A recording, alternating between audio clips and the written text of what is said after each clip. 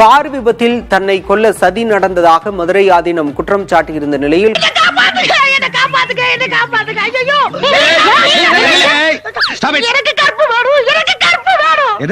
கற்பு வேணுமா? அந்த கருமெல்லாம் விக்கிறதுலமா? சரி விஷயத்தை சொல்லுமா. நேற்று கூட ஒரு சம்பவம் நடந்து விட்டது. என்னை கொலை செய்ய சதி பண்ணி விட்டாரு.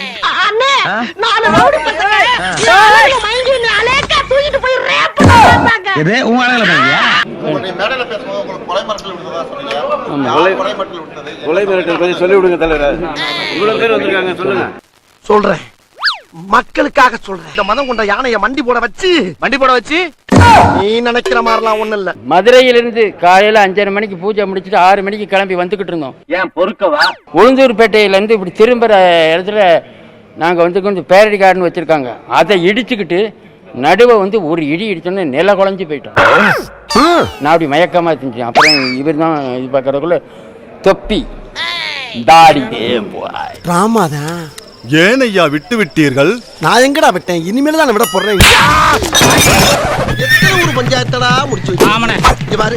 நமக்காக அம்பட்டு போலும் பிள்ளை குட்டியோட வெயில்ல காத்து கிடக்குறாங்களே. அந்த சாலையை அதிவேகமாக கடக்க முயன்ற போது அந்த வழியாக வந்த மாருதி சுசுகி வாகனத்தின் பக்கவாட்டில் மோதி இந்த விபத்தானது நடைபெற்றுள்ளதாகவும் ஆய்வு செய்ததுல வேகமா போனது இவருடைய காரு. இவங்க டிரைவர் வேகமா போனதுல எதிர்க்க வந்த கார் உள்ளவன் மத அடையாளத்துல இருக்கிறான், அந்த அந்த மதத்தை சேர்ந்தவன், அவன் தான் என்னை ஏதோ கொல்ல வந்துட்டான்.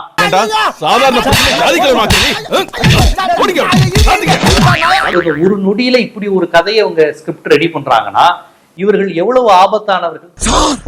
என்ன சார், எங்க மேல சந்தேகப்படுறீங்க? உங்களாம் சந்தேகப்படக்கூடாதியா, பார்த்த உடனே சுட்டு கொன்றுக்கணும். யார் மேல உங்களுக்கு சந்தேகம்? எதனால இப்படி ஒரு முயற்சி நடந்திருக்குன்னு நினைக்கிறீங்க?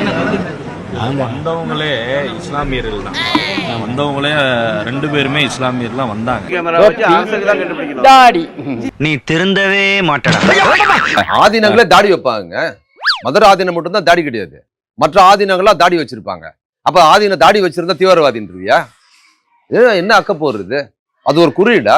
உன்னே மாதிரி ஐயோக்கப்பட விடுறதே தப்புடா ரோட்ல. சாரின்னு சாரி சொல்லாரா? சாரிங்கிற வார்த்தை எனக்கு பிடிக்காதடா.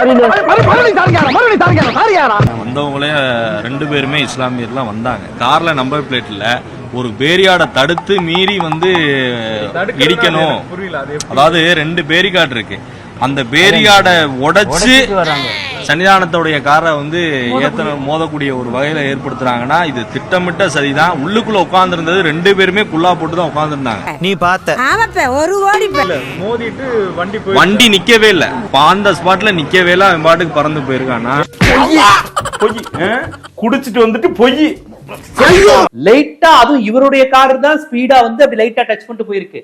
அதுக்கு போய் அவன் நின்றுகிட்டு இருந்த அந்த காருக்காரனை போய் இவன் வேறு மதத்தை சேர்ந்தவன், நான் ஒரு இந்து மடாதிபதி, என்னை இவன் கொல்ல முயற்சி செஞ்சான்னு ஜேபி நட்டா ஆர்.என். ரவி எல்லாம் இருக்கிற மேடையில நீங்க பேசுறீங்கன்னா இந்த பொய் கூட திட்டமிட்ட பொய்யோ என்கின்ற கோணத்தில் இந்த விசாரணை நடக்கணும்.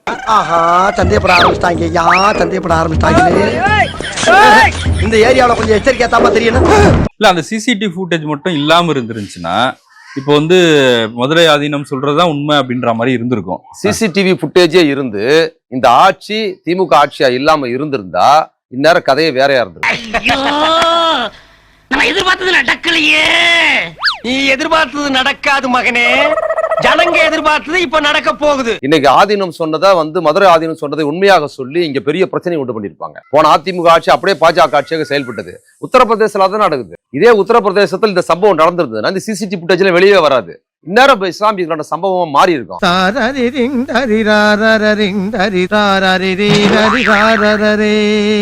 இந்த புடி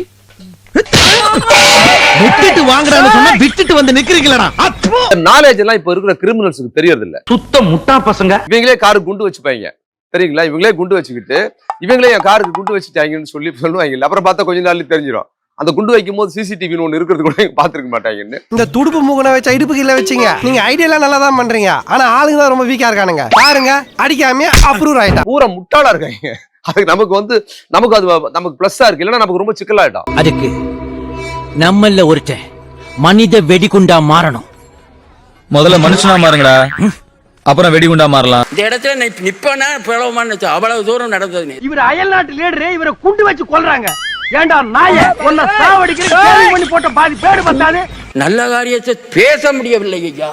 ஒரு பண்ண வேணாம் சரி, எல்லாம் சரக்கு போட்டு மூடிட்டு குப்புறப்படுத்துங்க.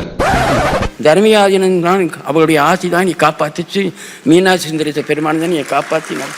நீ என்ன இந்தியாவுக்கு சுதந்திரம் வாங்கி கொடுத்தியா இல்ல ரயில கண்டுபிடிச்சியா? அட்லீஸ்ட் சைக்கிள் காத்தடிக்கிற பம்பையாவது கண்டுபிடிச்சா?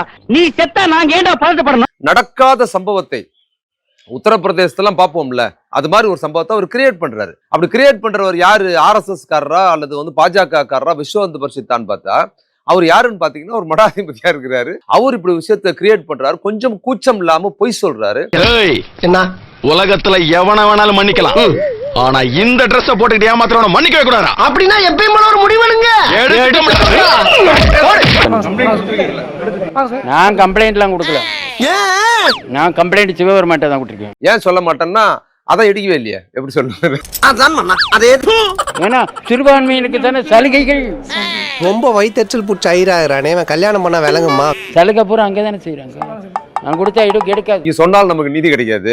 ஏன்னா எல்லாமே இஸ்லாமியருக்கு தானே, முஸ்லீமுக்கு தானேங்கிற அவர் பேசுற அந்த மொழி இருக்கு பாத்தீங்களா, அதுதான் அந்த ஆளு. உங்களுக்கு என் தேவை என்னங்கிறது முக்கியம் இல்ல, என் பிரச்சனை என்னங்கிறது முக்கியம் இல்ல, உங்க முன்னாடி எப்படி நிக்கிற எப்படி பேசுறங்கிறதா உங்களுக்கு முக்கியம் இல்ல. நிமிந்து பார்த்தாலே அடிப்பீரால. அவரோட இயல்பாவே இருக்குது. அவர் கை தேர்ந்த ஒரு சங்கியா இருக்கிறாரு. அவர்கிட்ட தீவிரமான இஸ்லாமிய வெறுப்புணர்வு எல்லாம் தெரிஞ்சுங்க. பிஜேபி தீவிரமா ஆதரிக்கிற ஒரு நபராகவும் இருக்கிறார். சமீபத்தில் இலங்கைக்கு போயிருந்தாரு. அவர் வர்றாருன்னு படகுகள்லாம் விடுதல. அவர் வர்றாருன்னு மீனவர்கள் விடுது ஒண்ணு போறீங்க எங்க ஆளுக்கு. அவர் தான் நரேந்திர மோடி. அவனே ஒரு பாத்திரம் மாதிரி தான் இருக்கான். அவனையும் ஒரு பகிட்டி பாலாட்டுனா ஒட்ட நறுக்கிடுவாரு. நறுக்கத்தான் போறாரு. யாரு? நானு. என் உயிருக்கு நாங்க பரம. நீ வேற நடந்தது தெரியாம பேசி. இப்பவும் கடற்கரையில ராமேஸ்வரம் மீனவர்கள் வந்து சுட்டு கொண்டுகிட்டு இருக்கான் இலங்கை ராணுவம். இவ்வளவு பேசுற நீங்க சுற்றுலா பயணிகளை சுட்டதுக்காக போர்னு சொல்ற, இங்க எல்லையில ராணுவமே சுடுதுங்க. அதிகாரப்பூர்வமா சிங்கள ராணுவம் தமிழர்களை படுகொலை செய்யுது. உன்னால கண்டிக்க விட முடியல. எதுக்கு அசைய மாட்டியா? இனி உன் காதுக்குள்ள அணுகுண்டத்தான தூக்கி போடணும். நான் பாகிஸ்தானை பத்தி சொன்னேன்ல சித்தப்பா சாமி, நான் பாகிஸ்தானை பத்தி சொன்னேன்ல. கரெக்டான ஆள் தானே. நீ நினைக்கிற மாதிரி ஒரு சாதாரண சாமியார் இல்லடா, ஜாமில வந்த சாமியாரா? ஆமா, நம்ம நாட்டுக்குள்ள வந்து 26 பேரை சுட்டு தள்ளுறான்னு நம்ம இழிச்சா வாங்களா? ஆக முடிச்சிடணும். ஐயோ, நீங்க ரொம்ப டேஞ்சர் போல்தே. ஆனால் மதுரை ஆதீனத்திற்கான வரலாறு அப்படி கிடையாது. கடந்த இறந்து போன மதுரை ஆதீனம் அவர்கள் பல முஸ்லிம் அறிஞர்களுடன், நாகூர் இப்ப போன்ற பல்வேறு அமைப்புகளுடன் மதுரை ஆதீனம்ங்கிற அமைப்பு, அந்த மதுரை ஆதீன மடாதிபதிகள் நெருக்கமா இருந்திருக்கிறாங்க. எல்லா சமயங்களும் ஒரே கருத்தை சொல்லி இருக்கின்றன. இஸ்லாம் மார்க்கத்தை சார்ந்த இஸ்லாம் மார்க்கத்தினுடைய நெறிமுறைகளை கடைபிடிக்கக்கூடிய மக்கள். இஸ்லாம் பத்தி அவருக்கு ரொம்ப ஆழமா தெரியும். நபிகள் நாயகம் குறித்து சிறந்த மரியாதைக்குரியவரா அவர் பேசுவாரு. பிஸ்மில்லாஹிர் ரஹ்மானிர் ரஹீம், அல்ஹம்துலில்லாஹி ரப்பில் ஆலமீன், அர் ரஹ்மானிர் ரஹீம், மாலிக் யௌமித்தீன், இய்யாக நஅ்புது வ இய்யாக நஸ்தஈன், இஹ்தினா ஸிராத்தல் முஸ்தகீம், ஸிராத்தல் லதீன அன்அம்த அலைஹிம் கைரில் மக்லூபி அலைஹிம் வலல்லாலின். ஆமீன் ஆமீன் ஆமீன் என்று சொல்லியிருக்கிறார். ஆண்டவன் ஒருவன் தான். நாம் அனைவரும் சகோதர சகோதரிகள் என்கின்ற உணர்வை எல்லா மதங்களும் நமக்கு போதிக்கின்றன. அதனால இப்ப தேவை என்னன்னா மத நல்லிணக்கம் தான். ஒரு மடாதிபதி அப்படிங்கிறவரே மதத்திற்கு அப்பாற்பட்டு ஒரு மனிதாபிமானம், அதுதான் எங்கள் ஆன்மீகம், அதுதான் எங்கள் சைவ சித்தாந்தம், எல்லா உயிரையும் நேசிக்கணும், பயிர்களை நேசிக்கணும், பச்சை பயிரை நேசிக்கணும், பச்சை இலைக்கு உயிர் உண்டு, இப்படியெல்லாம் மாந்த நேயம் ஜீவகாருண்யம் பேசுறவங்க தான் மடாதிபதிகள், ஆன்மீகவாதின்னு தங்களை சொல்லிக் கொள்வார். அவர் இருந்த இடத்துல வந்து இந்த ஆள் வந்து உட்கார்ந்து இருக்கிறாருங்கிறது வந்து எவ்வளவு மோசமான ஒரு விஷயம் பாருங்க. இதுல சுத்துங்கடா, ஏய் மொத்துங்கடா. இந்த பிஜேபியின் தீவிர ஆதரவு என்பது, பிஜேபி ஆதரவு அப்படின்னா எல்லா பிஜேபி காரன்னு சொல்றேன் நான். அது வந்து சாதாரண உறுப்பினர்ல இருந்து இந்த பிஜேபி ஆதரவாளராக இருக்கிற ஆதீனம் வரைக்கும் பிஜேபி ஆதரவுனா என்ன, முஸ்லீம் எதிர்ப்பு மட்டும்தான், வேற ஒண்ணும் பண்ண முடியாது. இன்னும் எத்தனை வருஷத்துக்கு தானே மக்கள் கிட்ட ஜாதி பெரிய மதத்து பெரிய சொல்லி அரசியல் பண்ண போறீங்க? உங்களால நேர்மையா உண்மையா அரசியல் பண்ண முடியாதடா? அமெரிக்கால ஒருத்தர் 100 பேரை கொண்டானா அவன் சைக்கோ, இதே ஒரு இஸ்லாமியன் கொண்டானா அவன் டெரரிஸ்டாடா?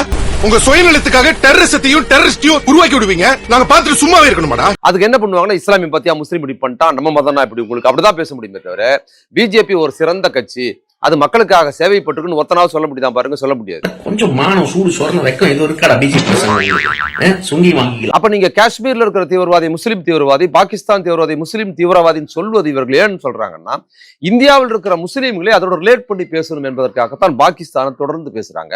ஒருபோதும் சீனாவோட பிரச்சனை வரும்போது அங்க இருக்கிறவங்களை வந்து இவங்க வந்து ஒரு பௌத்த தீவிரவாதி, வேற மத தீவிரவாதின்னு சொல்றது இல்ல. அது தவறானது நான் சொல்றேன், அது கூடாதுங்கிறேன். ஆனா இவங்க நோக்கம் சொல்றேன், அதை ஏன் சொல்றது இல்ல, இதை ஏன் சொல்றாங்கிறதுக்கு சொல்றேன். பாகிஸ்தான் என்பதை முஸ்லீம் குறியீடாக பயன்படுத்தி இந்த சொந்த மண்ணில் வாழ்கிற இந்த மண்ணின் மைந்தர்களான இந்திய முஸ்லீம்களுக்கு எதிராக பயன்படுத்துகிற இந்த அக்கப்போர் தான். பாஜகவை ஆதரிப்பதுங்கிறது எந்த சித்தாந்தமோ எந்த ஒரு நலத்திட்டமோ எதுவுமே சொல்லி ஆதரிக்க முடியாது. அப்ப பிஜேபியின் ஆதரவு என்றால் பிஜேபியில் இருப்பவர்களிலிருந்து பிஜேபி ஆதரவு வைக்க வரைக்கும் என்ன பண்ணுவாங்க, அது ஆதீனமாக இருந்தாலும் இஸ்லாமிய வெறுப்பை, இஸ்லாமியர் மீது அவதூறை சொல்வது மட்டும்தான் பிஜேபி ஆதரவு. அதைத்தான் அந்த ஆதீனம் செஞ்சு. இப்ப ஏற்பட்ட சைவ சமயத்திலே பிறந்திருக்கிறோம், எல்லாரும் மதம் மாறி போயிடாதீங்க. அந்த செயல்படுங்க. நீ போடுவா பரதேசி உன்னை மீட்ல வந்து நினைக்கிறேன். அரசியல் அந்த 4 ஆண்டு கால ஆட்சி எப்படி இருக்குன்னு நினைக்கிறீங்க? வேண்டாம் வேண்டாம், வேற வேணையே வேண்டாம் ஐயா. எனக்கு பாபுக்கு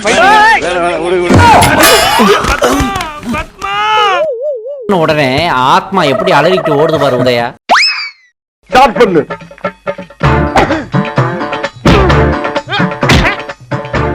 இங்கிட்டு வா. அப்படியா